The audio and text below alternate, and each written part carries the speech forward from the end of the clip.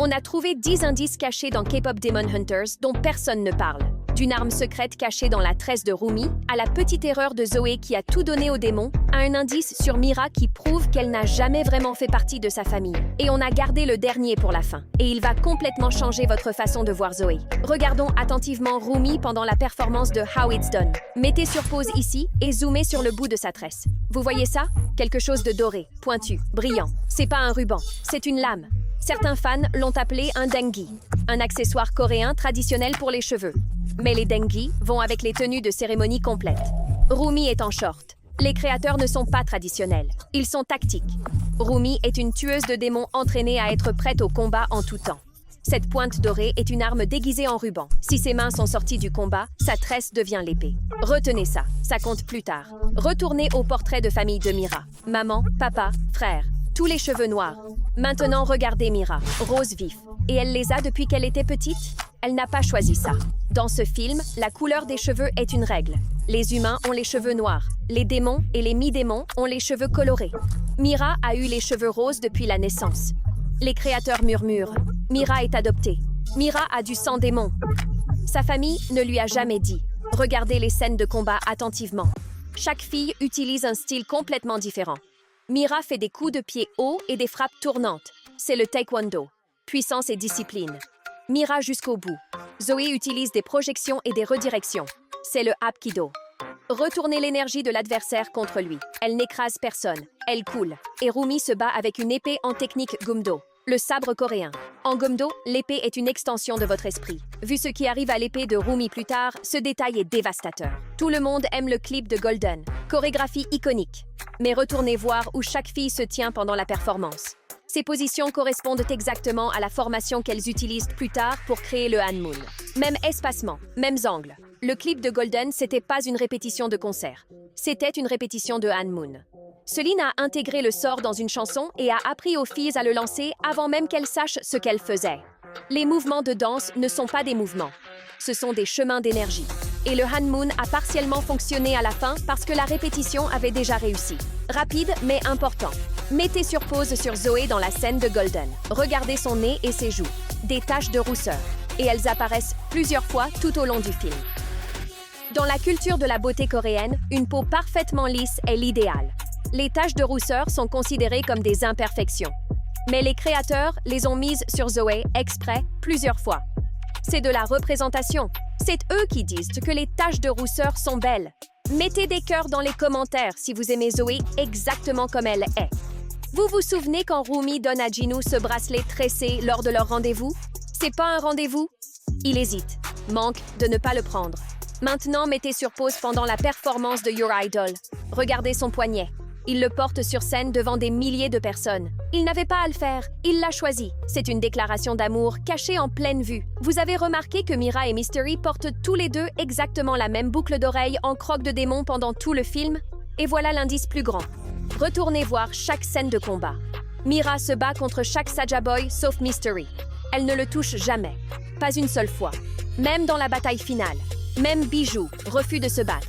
C'est comme si quelque chose au fond d'elle ne lui permettait pas de lever une arme contre lui. Des insiders Netflix confirment ça. Mira et Mystery sont frères et sœurs. Cette bombe explose dans la suite. Vous vous souvenez des Idol Awards? Des démons déguisés en Mira et Zoé ont interprété Takedown parfaitement. Chaque mot. Une chanson que les Huntrix n'avaient jamais interprétée publiquement. Comment le savaient-ils? Rembobinez jusqu'à la répétition. Rumi n'est pas contente des paroles. Zoé sort un livre avec chaque parole à l'intérieur. La frustration monte. Elle le lance. Il tombe par terre. Elles partent. Elle l'oublie. Les démons n'ont pas craqué un code. Ils ont ramassé un livre par terre. Une petite erreur a tout donné aux démons. L'exposition aux Idol Awards. Les marques démons de Rumi révélées. Tout ça à cause d'un livre oublié. C'est bon. On t'aime quand même, Zoé. Mettez des cœurs si vous lui pardonnez. Bataille finale. Les démons envahissent absolument tout. Mais regardez qui ils ciblent vraiment. Ils se précipitent sur Mira et Zoé. Mais Rumi, elle marche vers la scène et est à peine touchée, parce que Rumi est mi-démon. Les démons sans visage ne peuvent pas complètement la voir comme une ennemie. Pour eux, elle ressemble à l'une des leurs. Même les Saja Boys laissent un espace dans leur formation pour Jinu, supposant qu'il va la combattre. Au lieu de ça, ils la sauvent. Les méchants avaient tout prévu sauf l'amour.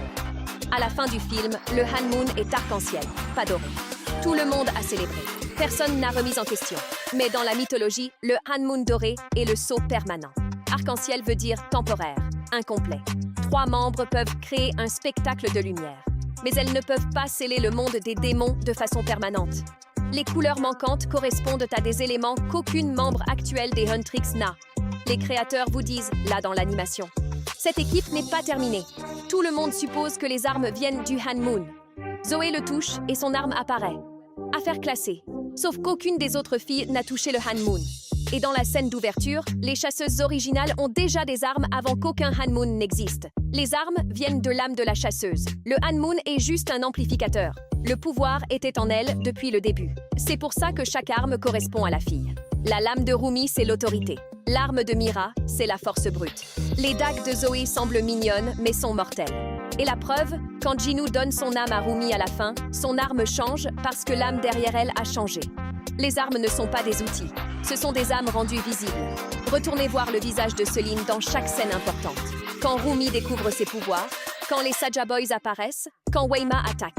Elle n'est jamais surprise, jamais confuse. Elle réagit comme quelqu'un qui regarde un plan se dérouler. Parce que c'est exactement ça. Celine savait tout. Elle a élevé Rumi spécifiquement pour devenir ce qu'elle est devenue. Chaque leçon, chaque performance, même la tresse qu'elle faisait à Rumi qui correspond à celle de sa mère.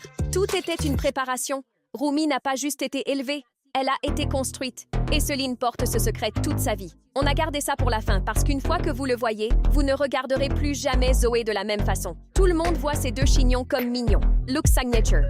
Les designers ont dit que les 2 chignons représentent 2 mondes. Un pour l'Amérique, un pour la Corée. Adorable.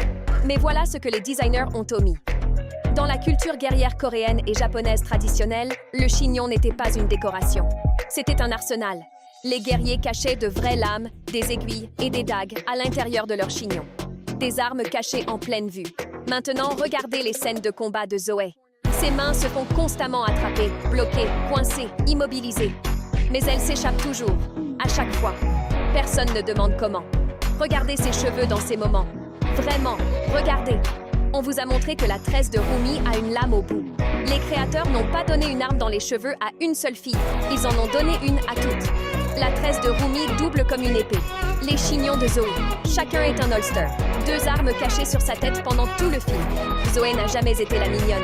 Elle était la membre la plus dangereuse des Huntrix parce que personne ne regarde jamais les cheveux de la fille mignonne 2 fois. C'est ça qui la rend mortelle. Mettez un 13 dans les commentaires si ça vient de vous épater. Si vous voulez plus d'indices cachés et les dernières infos sur la suite, la vidéo à l'écran maintenant va vous épater. On a des secrets sur de nouveaux personnages, de nouvelles armes et un twist sur la vraie famille de Mira qui change tout. Abonnez-vous, activez la cloche.